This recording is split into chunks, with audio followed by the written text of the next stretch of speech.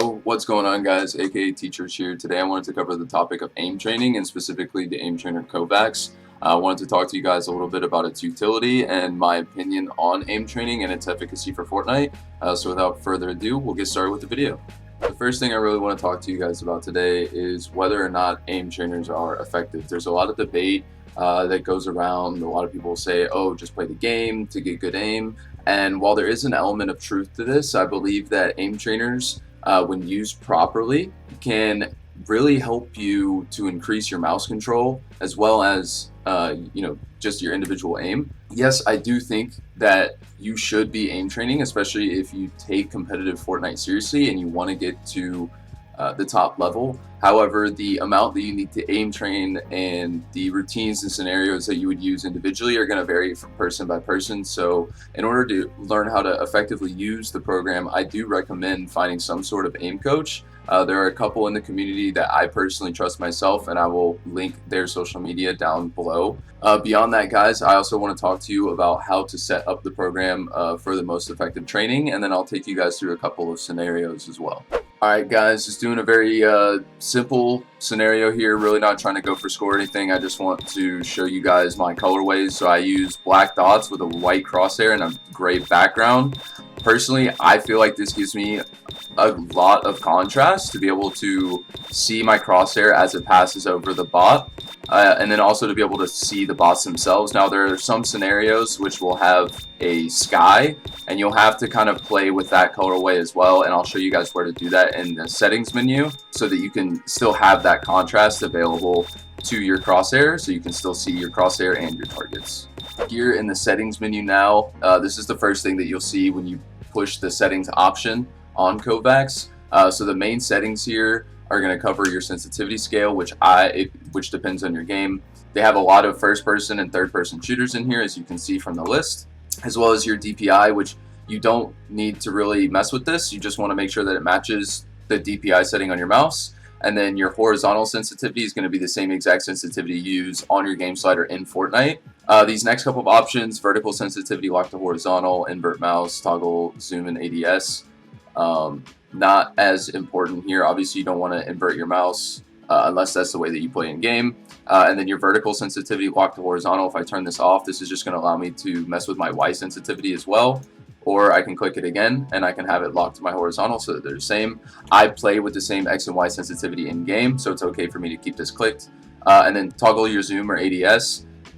This just changes this setting for whether you need to hold down right click the ADS or whether you can just tap right click and it'll keep you ADS. And then your FOV measurements for all of my aim coaching and for a lot of the aim coaching that I see around the community. A lot of people seem to like to use the Overwatch FOV. This just seems to be what has been used and has been around since the beginning of Kovaaks. A lot of these different FOV measurements have been changed over time. And then you after that, you just have your actual standard FOV settings.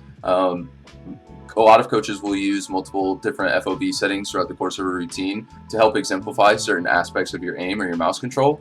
And then from there, you just have FPS tiles. A lot of this stuff really is not going to need to be changed by us. The main thing that I really want to focus on is going to be the visuals, and because this is how you're going to get the colorways and the contrast, and this is where I want you guys to be like playing around with your settings. This is mostly an introduction and settings video, how to get it set up. So here we're going to have our themes, which I don't actually have a theme that I'm using at this current point, but you can find some on Google and probably other places on YouTube, I would imagine. Here you have the sky preset, which is that sky setting that I was talking about in the previous portion of this video. So you have a couple different settings here. As you can imagine, the ones that are like midnight, death, storm, those are all going to be a little bit darker. So if you have black targets the way that I do, you probably don't want to use those. But there are issues with like noon and sunset where they're a little bit too bright. Maybe if you use a white crosshair, you can't see. So this is all going to come down to personal preference. I do encourage you guys to play around with these settings and find what works best for you. The ones that I'm using currently are just the ones that I find work best for me. So moving on to the next portion, we have the walls and the floors and the ramps, all of the textures of the individual scenarios in the background. So here you're going to have your walls. This is just going to apply to the walls, and as you can see, I'll click through a couple of these and it actually changes the display in the background. I like to use pure color with the gray. That's what kind of gives us this nice even background. And then fours, again, it's kind of the same idea. There's a bunch of different ones that we can choose from. Again, for me personally, I like to use the gray. Ceilings, same thing. We can click through here, it'll change our ceiling if we have one on the given drill. Now the enemy colors here, this is going to change the colors of your actual bots. So if I were to change this from like black to say red, now all the bots that would appear on the screen are going to be red. So you go back to our settings, we can go back to our visuals, change that back to black, and they're black again. Now the head portion that we see here in the color scheme is going to be the actual head of the target, and that's only going to show up on certain scenarios, right? So that's going to be mostly our scenarios where we have a long target with a smaller ball on top that's supposed to represent the head of our enemy. So that's pretty much how you're going to go in and set up all of your color settings for Kovaaks. And then, like I said, your FOV measurements, your sensitivities as well are going to be on the main page. Those would be the main things that you want to mess with, but you also have these the UI settings, so the user interface settings, where you can check on or off a bunch of different settings that will show up in your user interface or your HUD. So now I'm going to go ahead and I'm going to pull up a couple of my personal favorite scenarios and give you guys examples, quick run through of each individual one, and then we'll finish up the video. For this first scenario, I've chosen thin, aiming long, Invincible. This is a really good scenario for precision as well as smoothness. I like to play this scenario on 80 FOV, and I like to use my mean sensitivity. So that's going to be my ADS sense and my hipfire sense added together and then divided by 2. I'll post the formula down in the description below for you guys I know are like visual learners. So for me, my mean sensitivity ends up being about 6.4, and we're just going to go ahead and play challenge mode. Now in 80 FOV, this bot is a bit bigger than it would be if we were to play on a more standard FOV like 95 or 103. The reason why I really like 80 FOV on this scenario though is because it really forces us to focus on our crosshair and keeping it as close to the bot as possible, and you can also start to see where you may be stuttering or not as smooth in your transitions with your aim or your transitions between your aiming with your arm and your wrist. As you guys can see, I'm obviously not the best with this scenario. I'm also not warmed up right now, but it is provided a substantial boost in my ability to track opponents in game, especially when they're close range and in the box.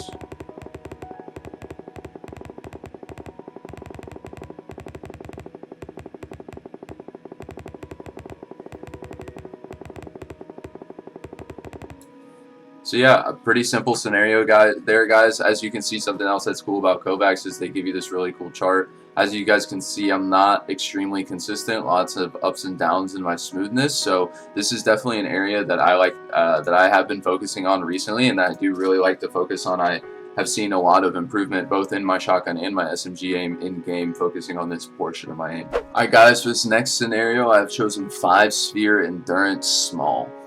This is a precision-based skill. It is also a click timing drill. I like to play this scenario on my hipfire sense, my normal hipfire sense, since this is going to be really focusing on more so our shotgun aim. And then I also like to play it on 103 FOV, so that standard FOV that I was more so referring to when playing the last scenario. So this scenario here has 5 spheres that are going to spawn in at random spots within a given square on the map. And the goal here is to be active with my crosshair, but also to try to be fast as well, because this drill, your high score will increase exponentially as you improve, because it is based on the rhythm at which you can kill the bots. So the faster you can kill the bots, it will extend the amount of time that you can play the scenario. Let's see if I can get a run that's above 32 seconds, just as an example for you guys.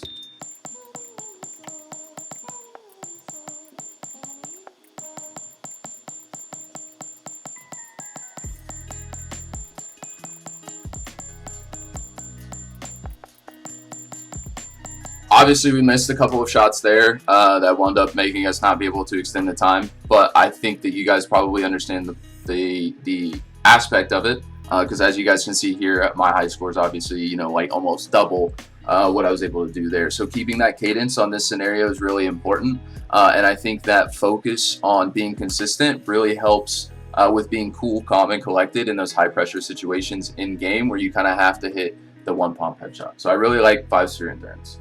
Alright guys, so for this scenario I've chosen smooth sphere. I like to play this scenario on my hip fire sensitivity as well as the standard FOV. I think the FOV on this scenario really simulates the same size as a head of one of our opponents in game. And as you can see, the bot will change acceleration throughout the scenario, and this causes us to really have to focus on our wrist and arm movements while we're tracking the bot to make sure that we're staying smooth.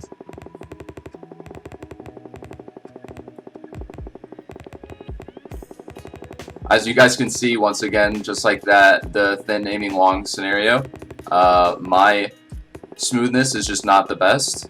It is an area that I'm working very diligently to improve. But this is also why I like this scenario so much, is because it is extremely challenging, and every time that I play it, I feel like I come away a better aimer.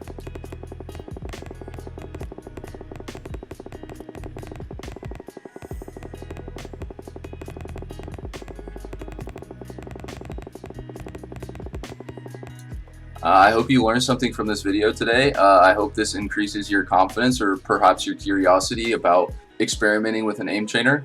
If you do, I highly recommend that you seek out some sort of free routines on Twitter. I like to post free resources myself, and I know there's a couple other coaches in the community that will offer free resources as a trial to their services. So I hope to see some more high scores on the leaderboards from some of you guys, and particularly some of my students. And I hope you guys have a good rest of your day.